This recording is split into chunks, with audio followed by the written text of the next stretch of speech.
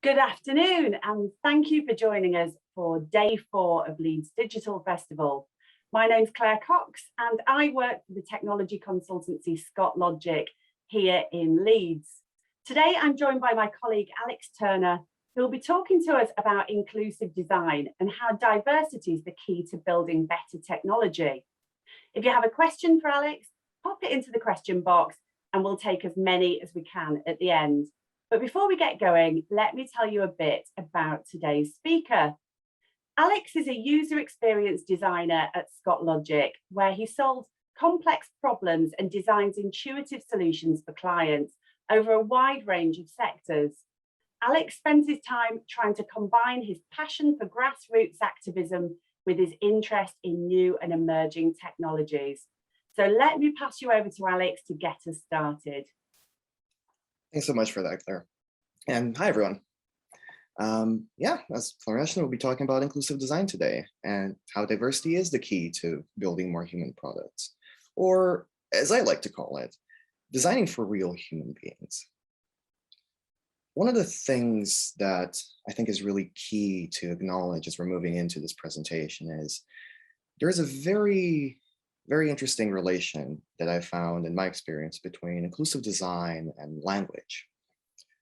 Language is really important when we're starting to talk about inclusive design. In fact, the very term itself isn't probably the preferred term if you're part of the digital activist community or if you care about accessibility.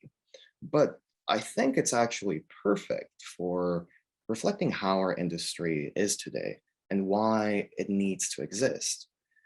You see, the fact that we need to refer to design as inclusive and quantify it immediately suggests that design is not inherently inclusive. The way we practice design, both in terms of the output and the methodologies that we use, doesn't always account for the entire breadth of human experience. So if you were to take it a step back and do a bit more of a breakdown of what things mean, if you take the OED definition of design, then you're probably going to get something like this, right? It's a plan or a scheme conceived in the mind and intended for subsequent execution. It's a preliminary conception of an idea that is to be carried into effect by action, a project, in other words. And that's all good and fine, but when we think about what we mean by design, you can probably go a bit further. One of my favorite design scholars and theorists, Sasha Costanza-Chalk, actually summarizes design in a way that I think really encompasses what we're trying to talk about when we're saying how we want design to be a bit more inclusive. She says, design can be thought as both of a verb and a noun, a universal kind of human activity and a highly professionalized field of practice, or several such fields. It's a way of manipulating future objects and systems using specialized software and an everyday use of traditional knowledge embedded in indigenous lifeways, a type of work with one's hands, a way of thinking, an art, a science, and more. And if you think that's a very broad definition of design, a lot of waffling, you're not entirely wrong. But the reason why I think we need a definition that broad isn't because I want us to feel better about ourselves, that we're designers and we have a finger in every pie, but rather the fact that everybody designs. Every single one of us plays some part in design with a capital D, which is to say it's design in the sense that we participate in the intentional creation of something, right? It doesn't matter if you're a business analyst, UX, developer, QA, whoever you are, however you want, you will participate in design if you input or you have influence in the product at any point. What is interesting for us to note, though, is that only some people's designs matter. And it's a big question as to why that is. Why are we in a situation where we need to quantify that design is inclusive or it needs to be inclusive? Where isn't it already there? How do we make the decisions that tell us whose design matters, whose opinions count, and how do we get to the end state where we are currently? But before we jump into that, we've kind of dissected what design is a little bit. So let's go into inclusion. Now, you can probably ask anyone to define what inclusive means, and you will struggle. It's hard to pin down to a certain definition. However, I ran a small workshop with our team here at Scott Logic a while back where we're trying to figure out exactly how to define what inclusivity means. And this is based off of an exercise written by Kat Holmes in her book, Mismatched. And as we're going through this, I want you to bear in mind two questions. What does inclusion mean to you? And in equal measures, what does exclusion mean to you? When we ran this workshop, we immediately realized that when we asked people to define what being included meant, we got many different answers, which is natural. We're unique individuals. Being included is about as unique as our fingerprints. We all have a different idea of what inclusion looks like to us. That being said, exclusion follows a much more linear narrative.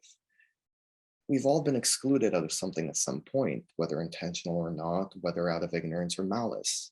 It has happened, and it's kind of a defining feature and feeling for a lot of human beings.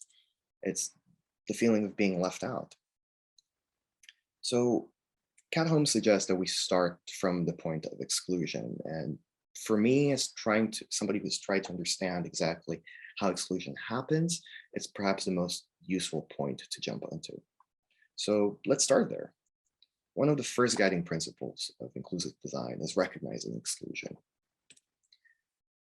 I'm not a big person for quotes unless they're genuinely relevant in some way, but I'm going to be really cheesy and go for Theodore Rams here, because it's probably my only favorite quote that ever came out of design.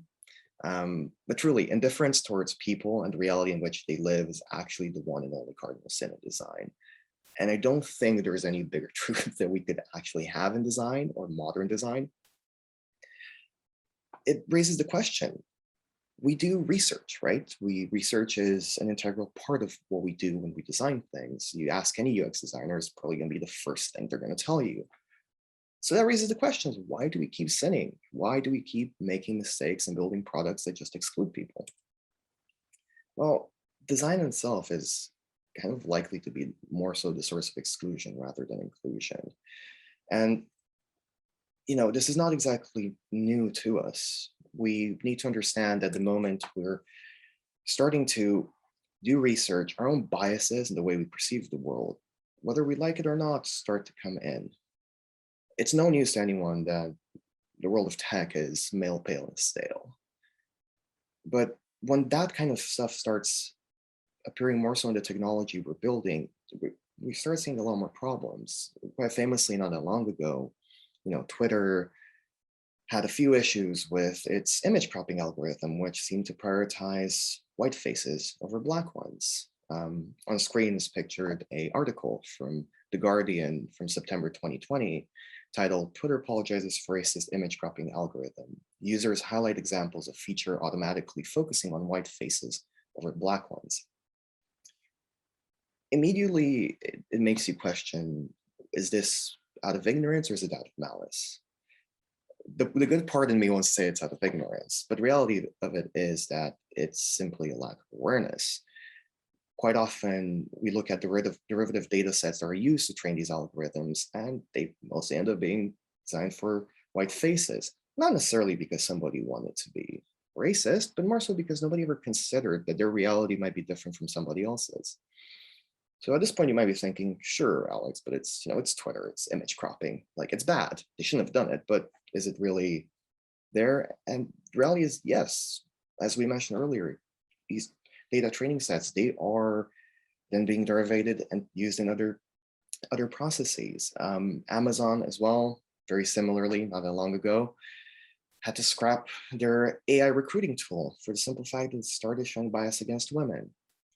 Once more, we're in a situation where the information that was fed it was prioritizing men. The vast majority of the applications were males, so suddenly showed bias in the algorithm.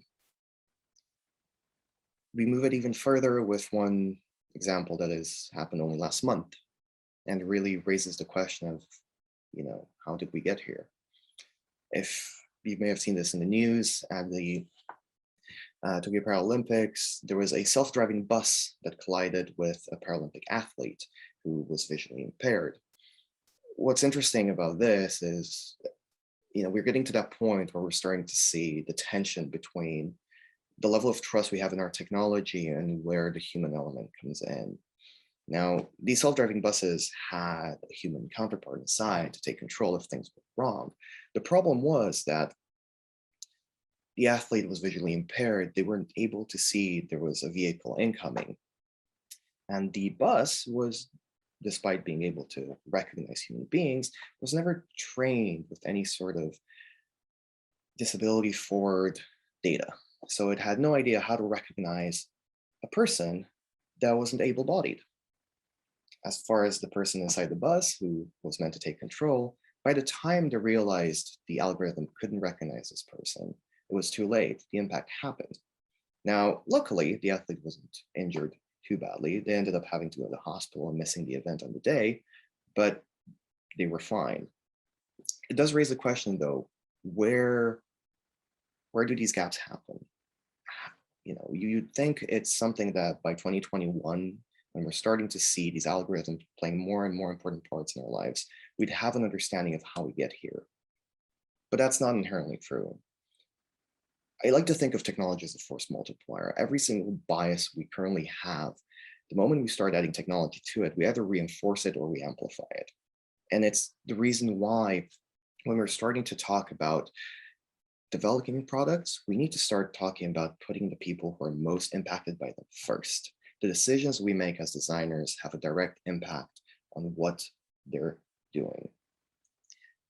It raises a lot of concerns as we're moving into applying this even further. A particular one of interest for me is how nearly half of the councils in Great Britain are starting to use algorithms to help make claims decisions. Given socioeconomic and historical discrimination against people who are either of a specific class, socioeconomic background, race, sexual orientation, skin color, that raises a lot of arguments and raises a lot of issues and questions of, okay, what does this really look like in practice? We need to understand and acknowledge that the way we create technology, whether we like it or not, whether through ignorance or malice, vast groups of people are excluded from activities, spaces, and experiences. Susan Goldsman, who's one of the founding thinkers around inclusive design, say that participation doesn't require a particular design, but a particular design can prohibit participation. And it is our role as designers to ensure that we don't just design one way to participate, but rather a variety and a multitude of ways to engage with whatever product we're creating. We need to take ownership of the fact that our choices and decisions will inevitably include some and exclude others. The question we ask ourselves ultimately is, who's being left behind and why? Why are we willing to do that?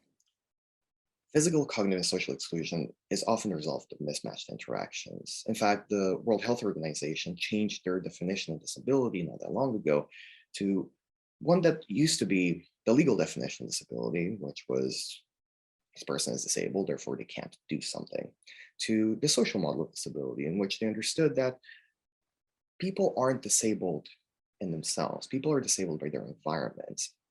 And whenever the features of one's body and features in their environment no longer match, that's where we get these issues, these mismatched interactions that then lead to situations that create barriers and disable people. We as designers play an inherent part of that.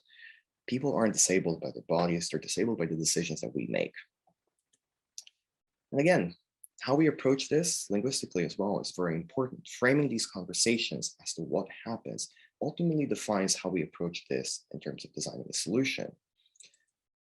I mentioned a bit earlier, the social model of disability is a much more realistic way of approaching discussions surrounding people who are not able-bodied, particularly when we're starting to talk about, how do people interact with their environment? Quite often you hear so many myths that come out of ignorance. Disabled people can't do this, they can't do that, they can't participate in this and that, without realizing that these barriers, both at level physical, cognitive, or even social, are built by us. They are not inherent to the person. For example, an example of how to use a social model of disability would be, you have a small child who is visually impaired, right? They want to read the latest kids book that came out. Now, if you were to take a legal model, say, you would probably say, well, they can't read it, they're visually impaired. We only have a print version of this book. That's that. The social model of disability recognizes that actually there's a mismatch there. The mismatch being in between the format of the book and how that information and story is presented and the features of this person's body. So one solution to that would be, instead of going straight forward and publishing just a print or ebook version, you'd probably publish an audiobook version as well, right? It's understanding that we are creating the barriers ultimately. For UX, that raises a few specific questions that are really interesting. Gareth Ford Williams, who the former head of UX and accessibility at the PPC, wrote a few articles on this that I found fascinating, particularly looking at when did UX design become legal design? Last I checked, when we were in our titles, right, we talk about both user and experience, yet the way we design focuses more so on compliance than anything else. And don't get me wrong, guidance, guidelines, and laws are important in this context. They're there because we need to enshrine an absolute minimum bar for people. But how many people have suffered before we made something into law? That's where we need to ask the question. Are we setting the bar so low in UX that we simply need to wait for legal requirements to start enforcing what accessibility standards should be, what inclusion standards should be? Can we really say we are designing for experiences if we miss out on entire scopes of human experience? I don't think we can.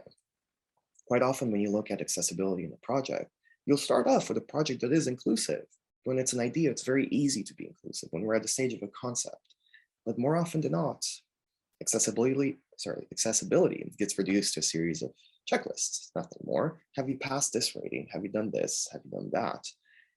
Rather than focusing on what the human outcome is a person able to use this ultimately? Instead, we focus on accessibility as an afterthought quite often. How many projects have we been part of where accessibility is a post-MVP thing, right? We fix it once it's out. We're going to fix something that gives us the highest return for the minimum amount of effort in a way that caters to the biggest user group. Sure, it kind of makes sense from a point of resources. It doesn't make sense from a point of designing experiences for human beings. To add to that, we are in the midst of an accessibility data desert. Again, a term coined by Gareth Ford Williams, who I really like, because it perfectly reflects where we are. We are in a situation where, because we're trying to solve issues of inclusion accessibility as an afterthought, as something that is reactionary, we are in a position where we don't actually create significant data sets. Our research falls through the gaps. We're looking at fixing a product that is not accessible in the first place, rather than starting from a point of accessibility. The real question to ask is our research good enough? Now, I might be misremembering the numbers, so I apologize for that. But if I remember correctly, about 30% of UK population has been identified by the UK government of having some form of disability. 20% of people in the UK have identified as neurodiverse. If you're talking about, for example, ADHD, it is incredibly underdiagnosed. I myself was only diagnosed with it last summer. Diagnoses of adult ADHD are very difficult, and that difficulty only scales with gender as well. Women with adult ADHD are very difficult to diagnose, mostly because most of the data that is used to diagnose people is based around young boys and nothing more. So we need to understand that even the statistics that we have often are underreported. If nothing else, and at the bare minimum, our user groups and our research groups should reflect something there. A few questions that we should ask ourselves and reflect on as we're trying to deal with recognizing exclusion, the way we approach methodologies. When we're approaching a new project, we should ask ourselves, who is most likely to be excluded by this? Is my research reflective of a real human experience? And what mismatched interaction is ultimately enabling this exclusion? We need to understand that by capturing partial experiences, we'll only ever get partial knowledge and end up excluding a vast, broad spectrum of the population for the simple fact that we didn't know any better. And that honestly is just not a good enough of an excuse. People are far more complex than our current models, and that's something we need to be better at. The other principle, or I should say the second principle, for tackling a project with inclusivity at the center is learning from diversity. If you're not familiar with Caroline Criado Perez, I highly recommend following her on Twitter because it's not only incredibly informative, but absolutely hilarious. She recently tweeted about the US Space Force revealing the prototype for their new service dress uniform. To immediately realize that service uniform definitely just tailored for a male body and nothing more. Fairly obvious that nobody gave any consideration what, what a female anatomy would look like and whether or not those trousers would actually be comfortable and fit. This is meant to be a uniform. Which raises a question of how we look at our averages and how we define, okay, what is that impossible middle ground that we're trying to design for? We do this quite often in design, and it's always kind of bothered me to think that, when we're trying to put together personas, we're trying to discover, all right, who's our main target audience? Who are the main people we're designing for here? It feels kind of arbitrary. We're designing for this impossible average that doesn't really exist. You like to think that the pain points you're trying to discover and how you're catering for that, they're defined by something more than just an average, but it quite often isn't. It's inherent to us that we question as designers, what is normal? What is average? Usually it's nothing more than an imaginary scope. Todd Rose in his book, The End of Average, which again, very good read, would highly recommend, had this fantastic story about the US Air Force in the 40s and 50s designing cockpits. You might have heard this one before. It usually makes its rounds around design communities. But if you haven't, it's fantastic. So US Air Force designed cockpits in the 40s and 50s, immediately post-World War II, trying to figure out, okay, how do we build a cockpit for our pilots? So to have a baseline, they took a measurement from a number of pilots and built out an average. They built it, started using it, and over time started noticing that, hey, there's a fair few accidents happening. There's a fair few deaths where you have quite a lot of casualties. So let's look into this, right?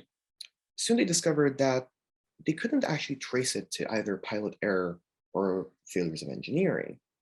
So a few years later, when they start redesigning things, they redesigned the cockpit. Once again, to take measurements of several pilots, they build an average, and lo and behold, this average has absolutely no semblance with the one they initially drew. The reality of what happened there is that this imaginary average was a person that didn't really exist. So naturally, this caused a lot of issues for pilots. And of course, you can look at this example and say, well, that's fine and good. It's probably the reason why everything we have nowadays can be adjusted. In fact, I'm not sure if it's correct, but it's famously attributed to the reason why we can actually, adjust our seats in the car, where most things are adjustable. There is that part, and I think all of us likes to think, you know what? Yeah, sure, this was the 40s, with early forays into usability, right? Not really. It's still something that happens nowadays. We still use impossible averages to try and design things around. Crash test dummies are a specific example for this. When I first did the first version of this talk, I found a US federal investigation into why women were more likely to die and suffer injuries from car crashes. The report found that women were actually 43% more likely to suffer injuries from car crashes, simply because these crash test dummies were built around the average male body. More recent research shows that even that number was actually incorrect. Women are 73% more likely to be injured in a car accident. Again, for something as ordinary as nobody considering that you can't sum up the entire diversity of a human body in just the average male one. So if you have any friends out there that are male, 5'9", average build and around 70 odd kilos, high five them. They're the safest people on this planet. Everything, and I mean everything, is designed for them. That's a problem though. And that is just barely scratching the top. We need to also acknowledge what the roots of design are, particularly modern design. Design that we participate in is very much structured around Western capitalist systems. Mainstream design is Anglo-European centric. Going back to what we were saying earlier, everybody designs, yet only some are deemed worthy enough for their design to count. This is one of those examples. We need to be very aware of where we come from and how our ideas at a level of culture and socially have an impact. The only way to tackle this, and I mean genuinely the only way to tackle this, is by trying to rework how we interact with communities. We have to place these marginalized excluded communities at the heart of our design process. And a very important note to make here. The only way for this to be successful is to co-design. Our role as designers is to be facilitators. It's not to be heroes, not to be saviors, not to be anything else. You're not a rock star. We live in a world where we celebrate the amazing tech geniuses, the Steve Jobs of the world, the Elon Musks that, come in and solve solutions for everyone. But that's just not realistic. That's not how society works, and it's not designing for any human experience apart from their own. Definitely doesn't account for the many voices that are left out every time we let someone just make a design or input things based on their own opinion and nothing more. Our role as designers is to facilitate collaboration, is to facilitate the process to identify and tackle shared barriers. A few questions to ask ourselves here. Have I involved those I'm designing for in my process? And is this representative of the breadth of experiences in this community? Most importantly, because this is a pitfall I've seen many designers fall into, am I facilitating this process, or am I feeding my savior complex? The final core tenet of inclusive design is design for one, extend to many. As designers, if we start with these excluded communities at the heart of our design process, then we can start designing with constraints in mind. It means that we can start designing something a bit more realistic and start understanding how we can create solutions that actually work across the spectrum of related abilities. A very basic example, which hopefully you've heard before, is that if we're designing something for a user that only has one arm, then we can probably extend that design to users who maybe have a broken arm. Maybe they're holding a baby, maybe they just don't have use of one arm at all. We need to start having an understanding between permanent and temporary impairments and how those things affect the way people interact with objects. We need to start with those most excluded because it's the only way we can guarantee an experience and a design that actually accounts for the reality of their lives, for the reality of their experiences. And honestly, this is not new. None of this is new. In fact, quite a lot of our modern technologies have started off that way. One of my favorite examples is Ralph Teeter, who is the sightless visionary who invented cruise control, which I'm sure most of us have in our cars by now, and probably know that it's quite a core thing to self-driving cars. Now, that was not the ultimate intended purpose of that, but you can extend that technology without losing the value that it adds for the people it was designed for. And that's just one of many examples. Think about closed captions, audiobooks, haptics. There's so many examples of how this kind of approach to methodology and research, designing with these communities first, can then just be extended. Again, a few questions to ask ourselves moving forward from here. What related abilities coalesce into an interactive touch point? And once we're looking at that, what spectrum of ability is actually included in this touch point? Is there a universal driver in this range of experiences? How can we actually summarize and figure out the shared barriers that we can then start working at solutionizing?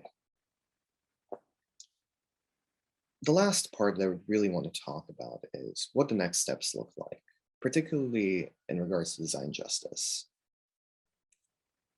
You might have gathered from now that inclusion is an ongoing process. It's it's not a defined state. It's not something that you can be reactionary about. You can't just tick a box and say, hey, we're inclusive now, right?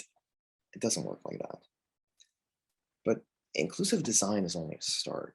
It's a tool. It's a toolkit. It's a tool in our toolkit as designers, no different from anything else.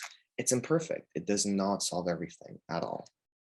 However, we need to start having these conversations. And the only way to actually create an experience that does justice to communities, that does build something that is realistic and designed for real human experiences, is to start a very belated but critical conversation on intersectionality. Now, if you're not familiar with intersectionality, it is a term, well, it's a meta theory. It was established by Kimberly Crenshaw, who is a Black feminist theorist and lawyer. It was initially used to explain the phenomenon in which different facets of oppression actually intersect and interact at different layers. For example, when we're talking about gender, class, race, these are not singular elements. They actually interact, and the way a person experiences oppression and discrimination against these, there are variables that actually permutate. We need to understand that these are dynamic, that they interact with one another. And that is something that in design, we're not really accounting for that much yet. Going back to my favorite design theorist, Sasha Chalk, universalist design practices really do erase certain groups of people, particularly those who are intersectionally disadvantaged or multiply burdened. The way we view a lot of issues, the way we put together our research and the personas that come out of it, and the way we map things, they tend to be very much single axis frameworks. And single axis analysis, it's very reductive. It's going back to the whole thing. It's partial knowledge gained from partial experience. It doesn't really do justice for the experience of a human being in a way that it would actually prove useful to design something alongside them. Design as an industry needs to acknowledge where we've come from and exactly where we sit in this. We need to remember that we, as we said earlier, very much Anglo-European centric. We come from a place of mostly Western capitalism, a place of mostly whiteness. Design is not excluded from these conversations. In fact, design is both influenced and contributes to existing systems of oppression. Yet it's not really an area that it really has felt comfortable opening up, tackling, or discussing. And honestly, it shouldn't be comfortable. It's the whole point of it. There is an urgent need for mainstream design to critically engage with intersectionality. It's the only way we can actually start having some meaningful conversations on how we can move forward and start building something that is realistic. A few assorted thoughts to take home. These are by no means in any order, just kind of a brain dump. The three main tenets of inclusive design, and if nothing else, you can always refer back to, and that is recognize exclusion, learn from diversity, and design for one and extend to many. You need to remember that inclusion is an ongoing process, and it's something we need to keep working at. It's not something we can just tick a box and say, we're now done. Similarly, it cannot just be a reactionary afterthought. The same is true for accessibility, the same is true for diversity. We can't keep putting this on the back burner. Disability is proactive. Inclusion is reactive, and that needs to change. We are creating the barriers that we are then trying to fix post-MVP. That's not good enough. If there's one thing to take home on how to tackle things, is that we should be exploring shared barriers and human preferences. They ultimately are the one way where we can start exploring exactly how we can tackle things in a way that is realistic and does justice to the pain points of the people we're designing for. And do keep in mind, nothing about us without us. Without including the people you are designing for in your design process, you are contributing to putting up barriers, whether they are physical, cognitive, or social, that ultimately impede their ability to engage with your design and your work. If any of this sounds interesting to you, I would highly, highly recommend checking out the Design Justice Network, as well as the Inclusive Design Principles. This talk is very much just scratching the surface. It's meant to, give you a little line to hopefully pique your interest in some of these topics and subjects. But if you're looking for resources, if you're looking to significantly engage yourself with this world and these issues, then I would highly recommend the Design Justice Network. That's me. Thank you very much for that. I'll hand back over to Claire and see if you have any questions.